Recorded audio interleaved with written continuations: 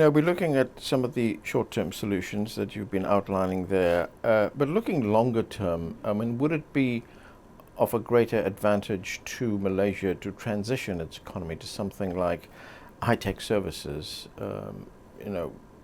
that which would drive the economy?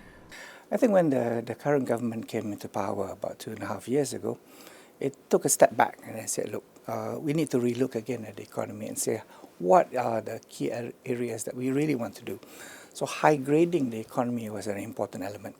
In our new national industry master plan, we're laying out sectors that we believe are important for Malaysia to embrace.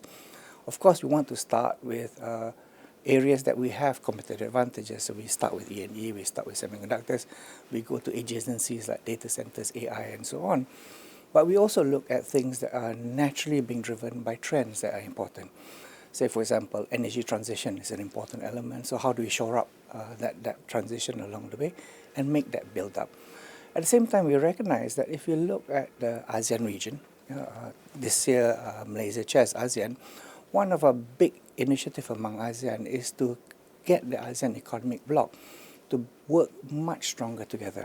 Inter-ASEAN trade is only at about 22% of the whole base. Our GDP is 3.98 trillion.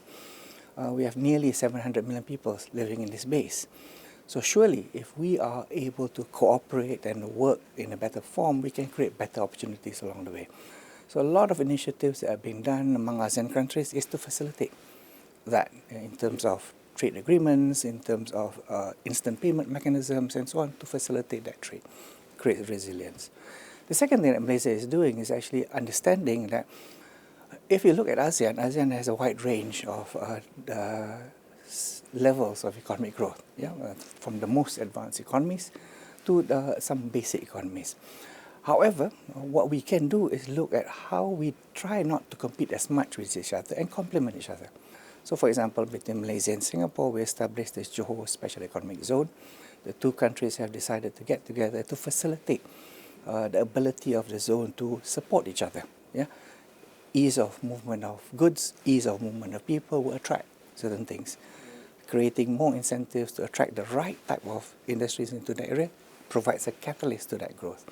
So I think you will see within the ASEAN region more inter-regional cooperation in order to grow inter-ASEAN trade, but also positioning that each are helping each other to make it better.